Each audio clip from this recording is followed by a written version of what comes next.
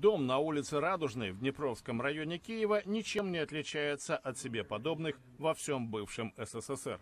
Подъезд, в котором живет пенсионер Владимир Чайка, выглядел так же, как этот. Но за 15 лет работы бывший сотрудник киевского метрополитена превратил его в подобие дворца. Теперь соседи сравнивают свое жилище с Версалем и Эрмитажем.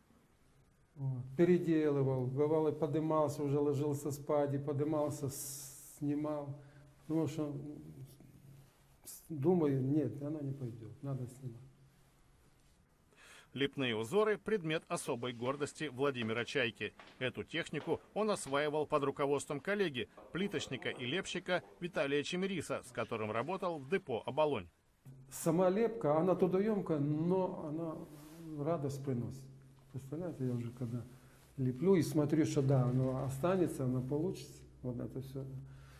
Ну, а потом, когда раскрашиваешь, когда начинаешь красить, все, оно уже вырисовывается. Это уже оно начинает играть цвета. После того, как Чайка преобразил мусоропровод, многие жильцы едва рискуют им пользоваться. Но мастер личным примером показывает, что устройство вполне функционально. Картины, репродукции которых он заключил в золоченые рамы, прошли тщательный отбор. На стенах только любимые вещи Чайки. Это и Мона Лиза Леонардо да Винчи, и работы русских живописцев Карла Брюллова и Виктора Васнецова. Кое-кто считает, что сделанное Чайкой кич. Сосед, архитектор и художник Валерий Грачев видит в его работе продолжение традиций. Это белое с золотом, с голубым.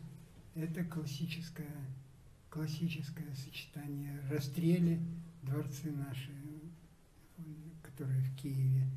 Поэтому тут как бы вот это сочетание, оно обречено на успех всегда. В дом на Радужной улице потянулись и туристы.